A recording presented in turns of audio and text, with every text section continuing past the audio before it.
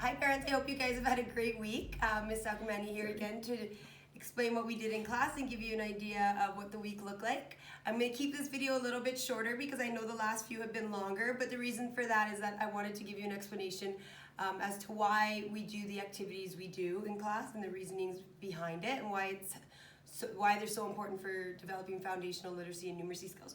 But today we'll keep it short. This week we looked at the letter R. R is a nice and easy consonant, has one sound, we talked about proper formation. Our uppercase letters, as always, are always big. Now with uppercase R, I gave the students the option of two ways of forming the uppercase R. They can either go down the slide, we say make a P, and then they can either kick out from here, or they could kick out from the middle of the circle. When I do my letter P's, I'll switch my board around, or my letter R's, I have a tendency to just do it like this, so kick out from here. But I gave the kids that option. Sorry, here we were talking about keeping it tall and keeping the lowercase r below the dotted line. But I gave the kids the option whether they wanted to kick out from here or from the middle. So in the printing books, it's always from the middle, but when I form my letter R, that's how I do it. So I let the kids decide what they were more comfortable with, and that's how they did it in their printing books. Most of them do kick out from the beginning here. And then lowercase r, we go down the slide and back up the slide with a hook. And I've taught my kids to do it all in one motion. So we go down and straight back up with a hook. I don't want the kids necessarily, some of them go down the slide and then they lift their pencil and put the hook. I just say do it in one motion because then it keeps it a little bit neater. So, but it's very important with the letter R that they go back down they go down the slide to begin with. So that was our letter of the week. We looked at different videos, ABC Mouse videos. We looked at Have Fun Teaching. And of course, we continued with our Jolly Phonics videos A through R. So R says So that's what the kids were working on there. Then we looked at our four focus bins this week were as followed. We had the number shakers. I talked to a few parents because I noticed after Christmas when the kids came back, they were so strong with their numbers and writing out the numerals before they left Christmas, and then they had a little bit of that break. So we need to work on forming our numbers a little bit better, we need to work on it a little bit more. So we went back to our number shakers, which supports the kids in subitizing and numerals, and writing the numerals, So they shake their shaker, and then they have to say the numbers out loud. 6, 5, 4, 4, 1, 4, 2. And then what they did is they played in teams. So if Miss Sakomani was playing against Jen, or Victoria, was playing against Jen, it would look like that. So I would write my numbers first. So I would go and I would write 6, 5, 4, 4, 1, 4, 2. And then it would be Jen's turn. So Jen would shake her shaker, say her numbers to me, 5, 5, 4, 4, 1, 6, 4. And then she would have to go in. And I like doing it in partners because then they're their own teachers. They help each other and they coach each other through their numbers. So if they struggle a little bit, then they have that direct support through their peer. So once we have that, then the kids go in, they pick a red or blue or green or whatever, and they have to circle the number quantity the number that's bigger. So then we're looking at comparing numbers. So 4 and 4, we had lots. Clearly I did not shake this enough. Okay, and then 4 and 6, 6 is bigger, and 4 and 2, and then that's what we would do at the end. The reason I get them to go in and circle the bigger number is because then they show me that they understand which numbers are bigger. So it's just comparing, which is part of our program of studies, comparing number quantities. So that was that game, and they had to play it a couple rounds. And then I did do an assessment on this. And don't worry, parents, I know that it could be, I know a few parents worried about whether their kids writing their numbers backwards. That is so normal in kindergarten, and especially when they haven't done it for a few weeks, it's absolutely normal, and I see it. I've seen it in every year, kids writing their numbers backwards. So it's just a little bit more practice, and we're going to continue doing it throughout the year, so no worries there. Then, so that was focus bin, that was one of them. The next one we did painting, sorry. They painted their penguins this week. So they drew them last week, as you saw, and then this week they went in and painted it. A nice, easy bin that worked on OT skills. So we didn't really we just said the penguin, we gave them the option to color the penguin black, and then everything else was their choice. They had the backgrounds, the scarves, they could do whatever they wanted. So you could see their artistic uniqueness there. Then we did rhyming.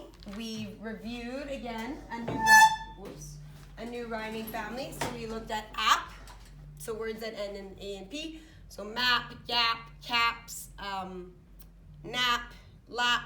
Now parents, right now it's still early on in the year to get children to actually generate the words. It's kind of difficult for them to do that at this point. Some kids can do it like that, and some will need a little bit more time. So right now I am introducing the families along with books at the same time. But for me, what I do when I do this is, let's say we were looking at the dog. I'd say, okay, which word is part of the og family? I'd say dog or boot, and they'd have to tell me dog. And then I might say house or fog, and they'd tell me fog. So right now I just want them working on being able to choose which word falls within each family, not necessarily generating the words on their own just yet. So and that's what this game allowed them to do. So what they had to do in a game like this is they were given, for example, okay, we'll go with this one. They were given a word, so pale, and they had to clip the picture that matches pale. So pail and pot, no. Pail and bell, no. Bell, sorry, and pail and snail. So they'd have to clip snail. And then you'd have Jeep and chick, Jeep and trampoline, or Jeep and sheep. Well, Jeep and sheep. And then, for example, what else? Let's see if we have frog and cap, frog and kite, or frog and dog. They'd have to clip dog.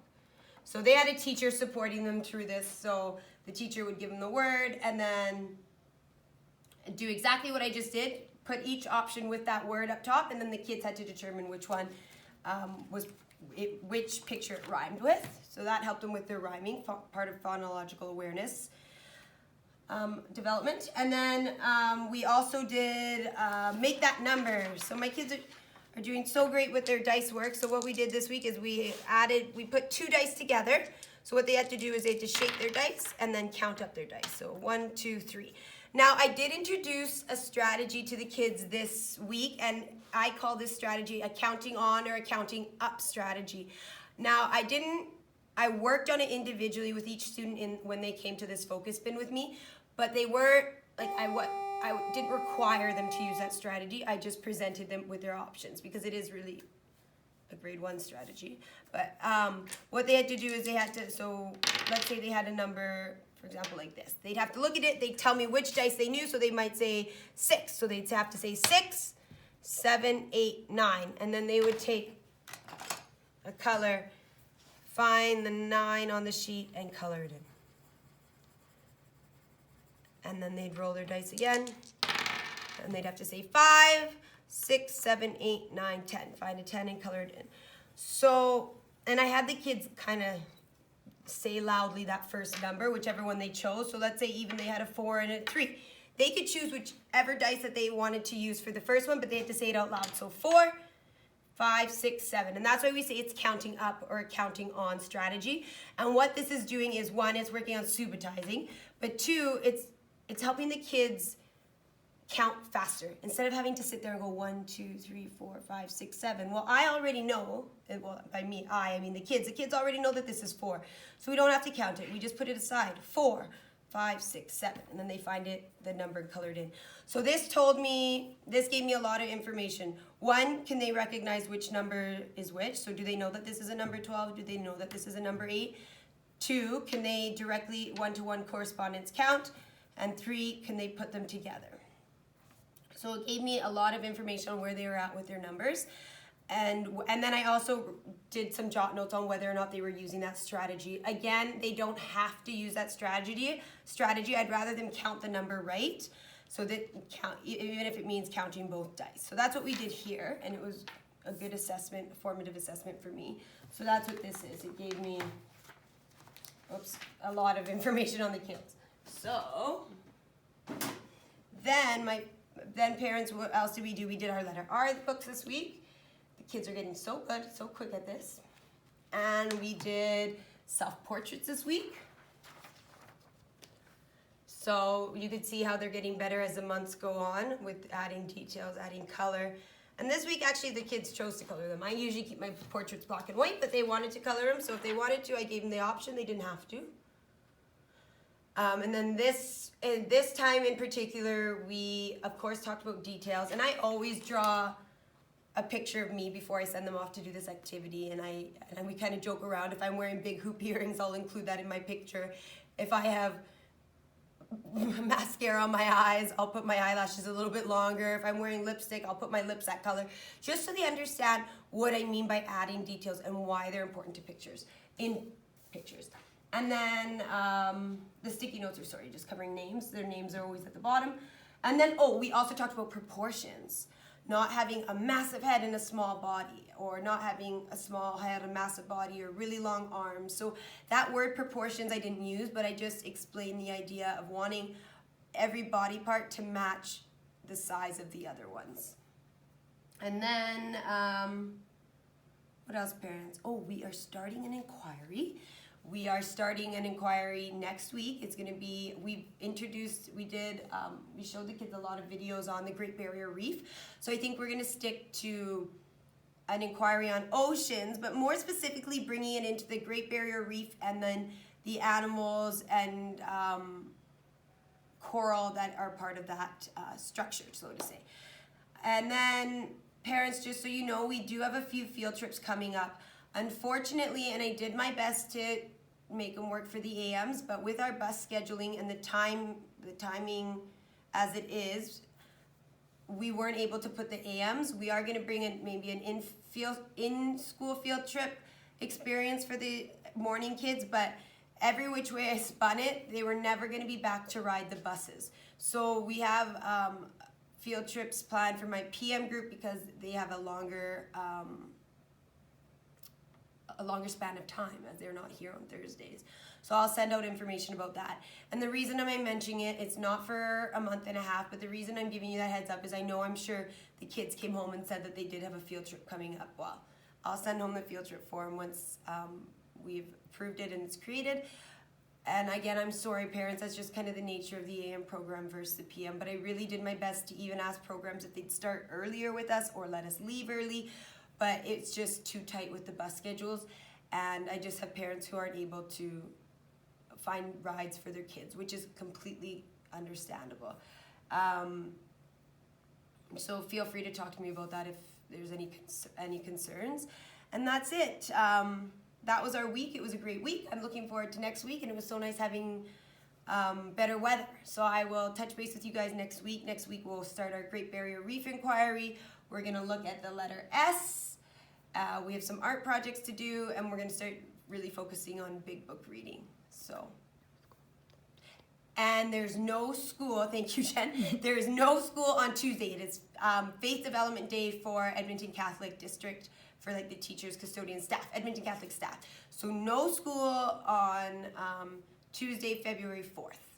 So we'll see you next week. Thanks, parents.